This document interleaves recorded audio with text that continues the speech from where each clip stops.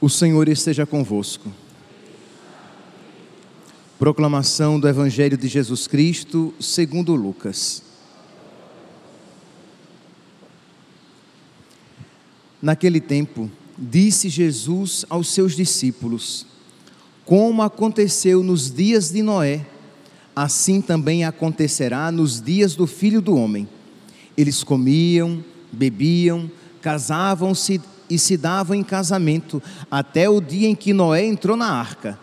Então chegou o dilúvio e fez morrer todos eles. Acontecerá como nos dias de Ló: comiam e bebiam, compravam e vendiam, plantavam e construíam. Mas no dia em que Ló saiu de Sodoma, Deus fez chover fogo e enxofre do céu e fez morrer todos. O mesmo acontecerá no dia em que o Filho do Homem for revelado. Nesse dia, quem estiver no terraço, não desça para apanhar os bens que estão em sua casa. E quem estiver nos campos, não volte atrás. Lembrai-vos da mulher de Ló. Quem procura ganhar a sua vida, vai perdê-la, e quem a perde, vai conservá-la. Eu vos digo, nessa noite, 2 estarão numa cama, um será deixado, um será tomado e o outro será deixado. 2 mulheres estarão moendo juntas, uma será tomada e a outra será deixada. 2 homens estarão no campo, um será levado e o outro será deixado. Os discípulos perguntaram: Senhor, onde acontecerá isso? Jesus respondeu: onde estiver o cadáver, aí se reunirão os abutres. Palavra da salvação.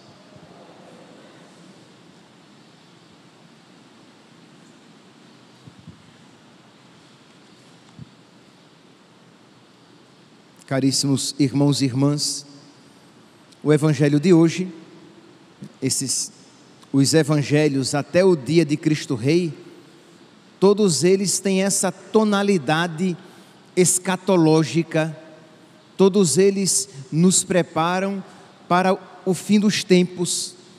Então, nós já ouvimos durante os dias anteriores e no Evangelho de hoje esta mesma tônica, para que nós nos preparemos para o nosso encontro definitivo com nosso Senhor.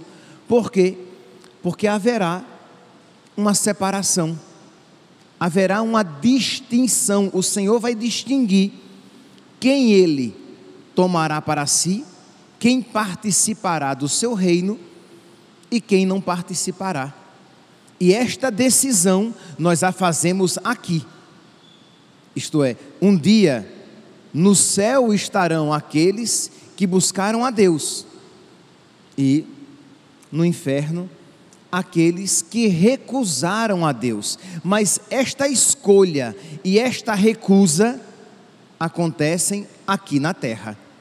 Então é isso aqui o que o Evangelho apresenta quando diz que 2 mulheres estarão juntas, uma será tomada, outra será deixada. Uma pertencerá a Deus, uma será, digamos, colocada à direita de Deus, uma outra imagem evangélica.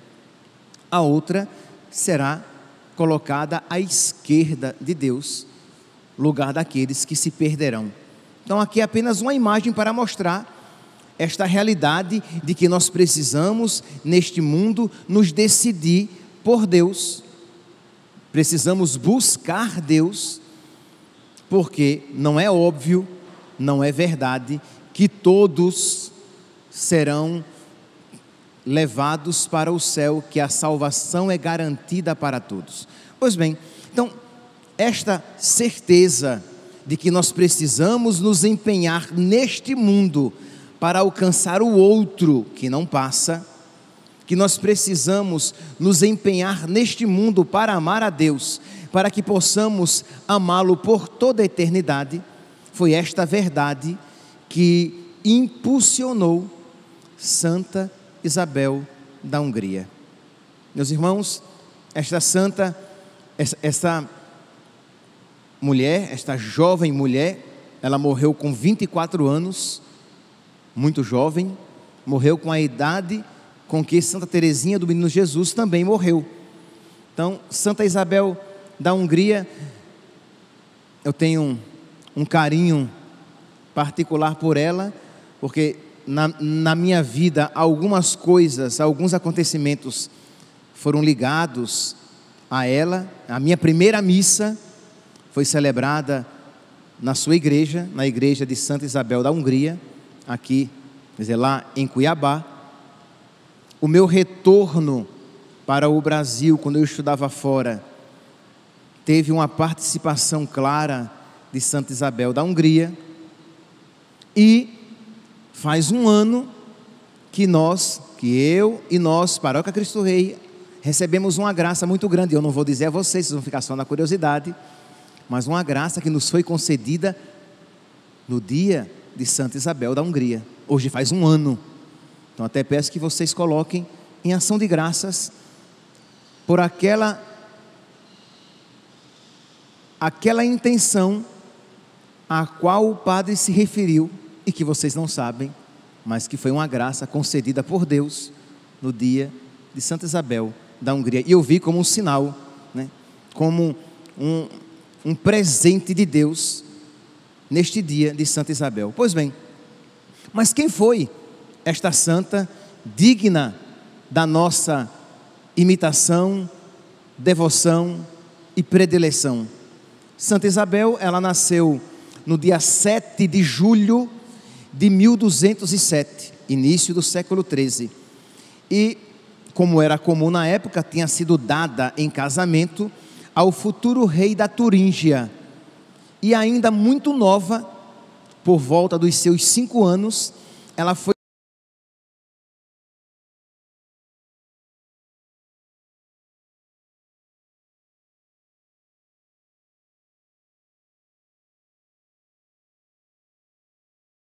prende da sua família e vai para aquela corte. E diz que ela sempre foi uma menina muito piedosa e penitente. Piedosa, penitente e pessoas da corte que não eram muito dadas à piedade, à penitência. Imaginei, ela jejuava muito.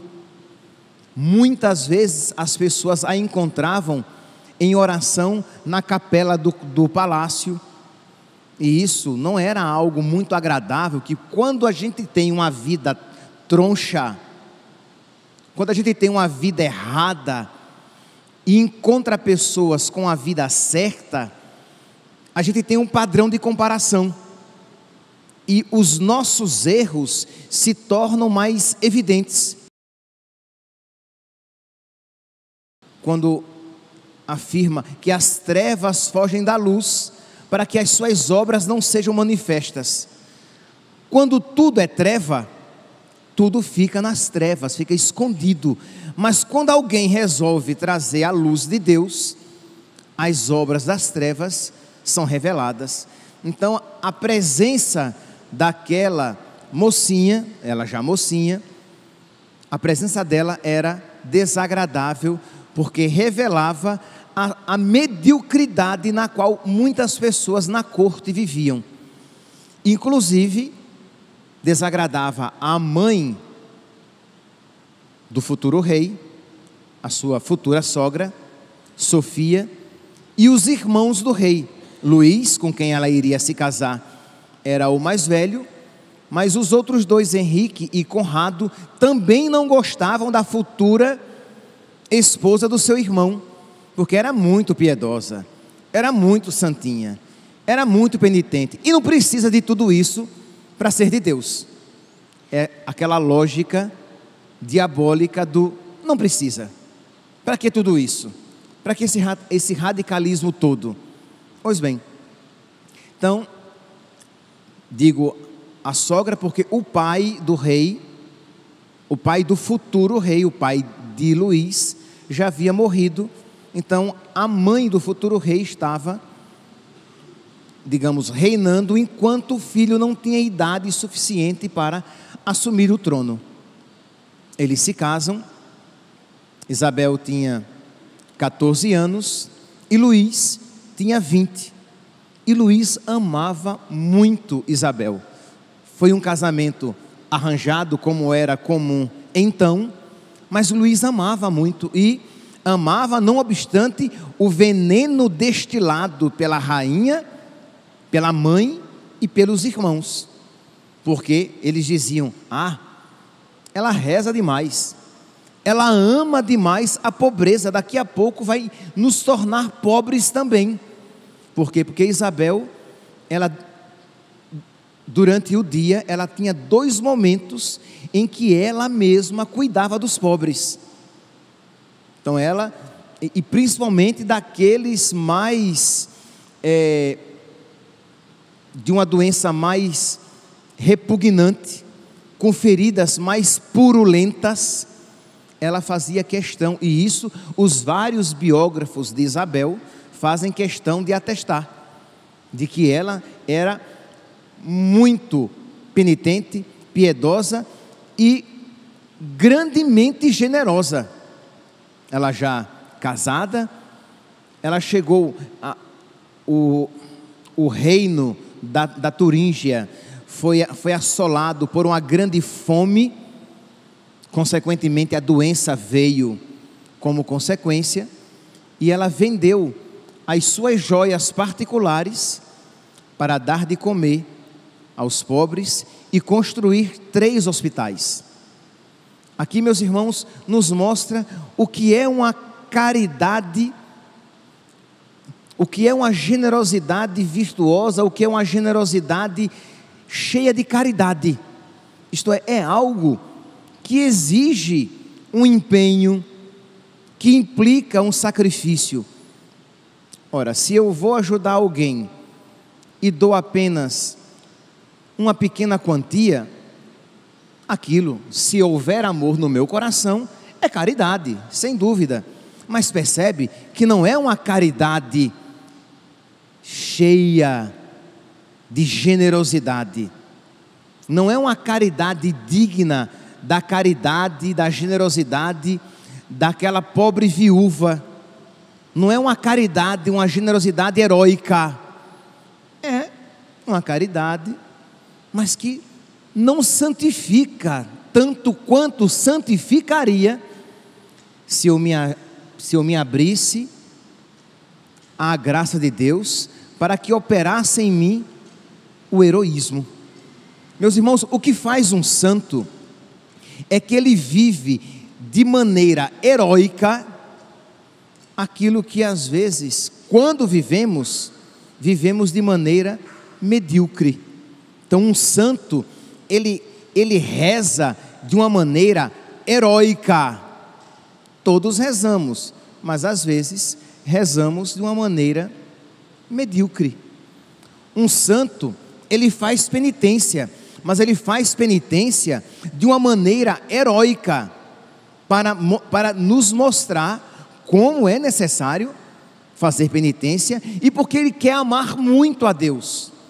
Então se nós queremos ser santos, nós precisamos pedir a Deus que coloque no nosso coração as graças necessárias para que nós vivamos com heroicidade, para que nós vivamos heroicamente a nossa fé, a nossa piedade, a nossa penitência, a nossa generosidade, porque senão a nossa tendência, nós marcados pelo pecado original, é querer fazer o estritamente necessário para não ir para o inferno. Eu quero obedecer a Deus apenas e tão somente aquilo a que eu sou obrigado. E uma pessoa tocada pela graça, ela quer fazer muito mais, porque a medida do amor é amar sem medida.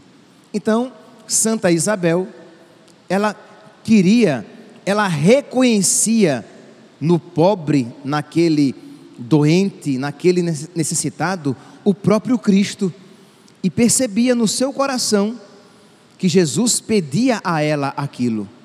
Quantas vezes, meus irmãos, será que isso é só comigo? Acho que não.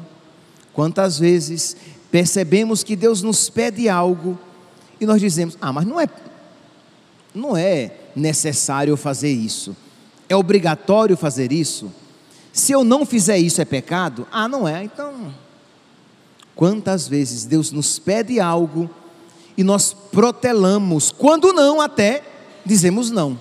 Isso não, Senhor, isso já é demais. Mas é exatamente aqui que começa a existir a santidade, que a santidade começa a ser gerada no nosso coração. Por quê?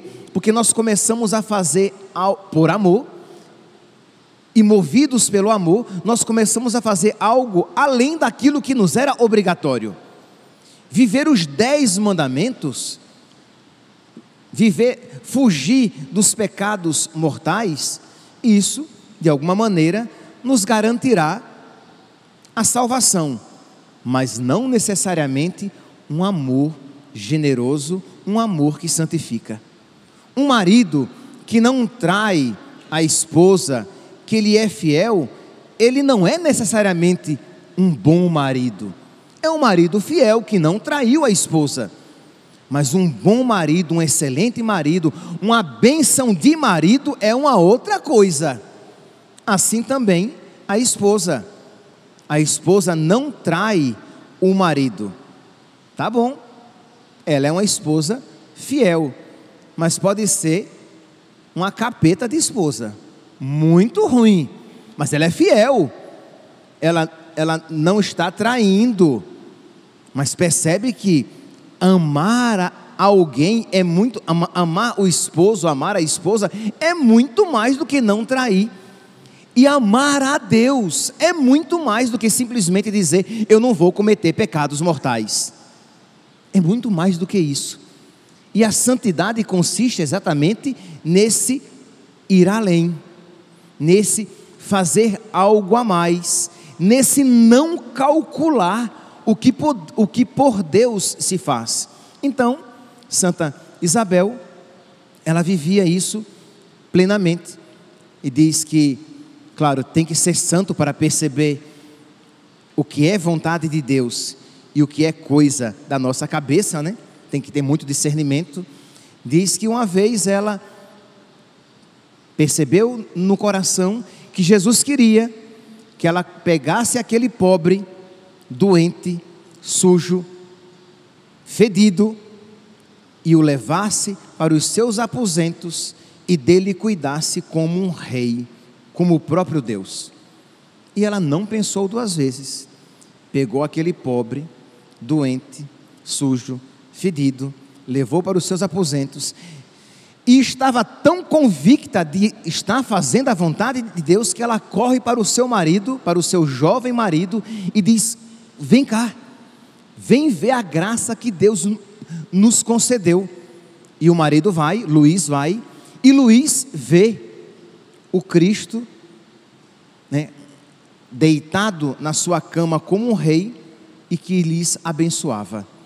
Luís, ela conseguiu de tal maneira influenciar na vida do seu marido, que ele, não obstante a sua mãe nada piedosa, os seus irmãos nada piedoso, a sua mãe que de sábia tinha apenas o nome Sofia, né? Sofia significa sabedoria, que não era nada sábia, mas ela conseguiu influenciar no marido de tal maneira que o marido era piedoso, que o marido se alegrava com a generosidade da sua esposa.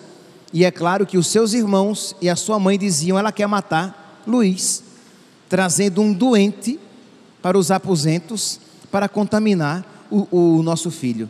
Então você pode imaginar que aquelas pessoas superficiais, que viviam mediocremente a sua fé, sim, eles eram católicos, mas eles viviam mediocremente a sua fé, que não conseguiam se sentir atraídos por aquela generosidade, por aquela piedade, por aquela penitência vividas por aquela jovem esposa. Diz então que Luís resolveu partir em cruzada para libertar Jerusalém dos muçulmanos, e só que ele morre no caminho.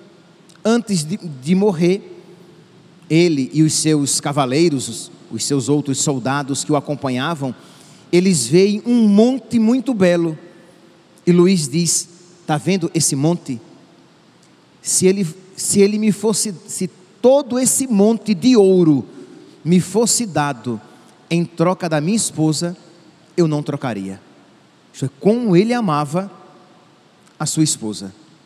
Ele morre, e quando os irmãos e a mãe sabem da morte do seu filho, que seria rei, que estava se preparando para ser rei, expulsam Isabel com os seus filhos naquele inverno rigoroso.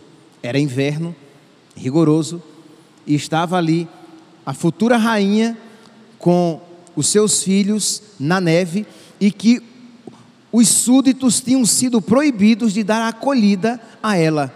Ela que tanto tinha ajudado a tantos, quando precisou, não recebeu, digamos, uma ajuda de volta. Ela se revoltou? Não, porque ela fez aquilo por amor a Deus.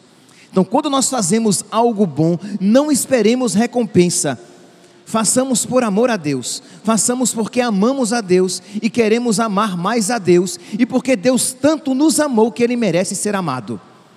Porque se nós esperarmos recompensa aqui na terra das pessoas, às vezes podemos até receber, mas às vezes, não poucas vezes, não recebendo, iremos encher o nosso coração de mágoa, revolta. Eu fui tão bom com aquela pessoa, eu lhe fiz tanto bem, e ela não me fez também. É verdade que aquela pessoa deveria ter sido boa também, mas você, quando fizer o bem, faça por amor a Deus. E foi assim que Santa Isabel fez. Ela não se revoltou. Apenas um proprietário tinha um chiqueiro e disse: olha, se a senhora quiser ficar aqui com seus filhos, talvez o calor dos animais aqueça a senhora e aos seus filhos. E ela passou aquela noite num chiqueiro, e isso atestado e relatado por vários biógrafos, não é uma história inventada. Isabel então passa a noite no chiqueiro, e no outro dia de manhã ela vai a um convento franciscano fazer o que, meus santos? Vai pedir comida? Vai pedir que os freis rezem por ela, para que ela não sofra tanto?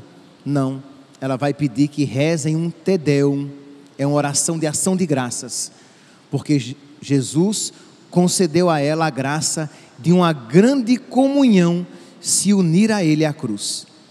Meus irmãos, nós precisamos desta sabedoria, nós precisamos ser socorridos pela graça de Deus, para que vivamos profundamente a nossa fé e nos santifiquemos no nosso estado de vida.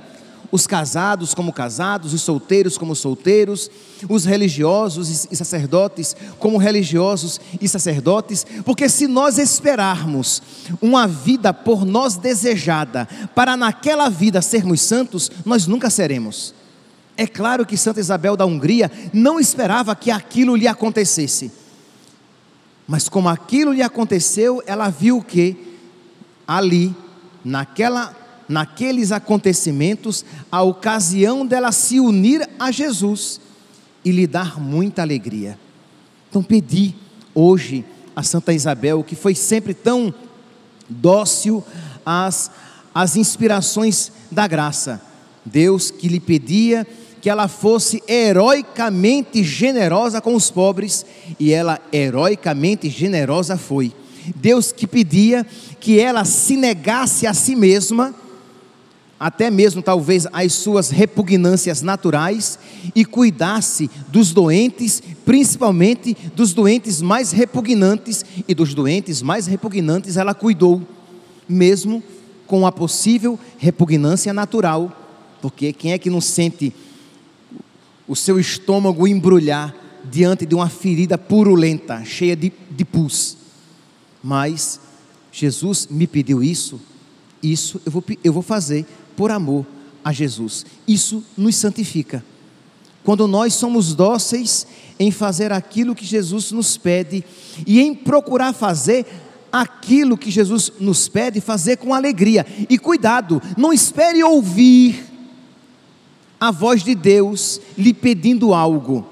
Se você é casado, Jesus pede a você que você seja um bom marido, dedicado à sua esposa, dedicado aos seus filhos, que você seja uma boa esposa, dedicada ao seu esposo, cuidando dos seus filhos. Se você é sacerdote, Deus lhe pede, você não precisa ouvir, Deus lhe pede que você seja um bom sacerdote, que você atenda ao povo de Deus, que você por amor a Deus se sacrifique pelo povo de Deus, que você celebre com dignidade, que você busque viver em santidade, que você ouça as confissões.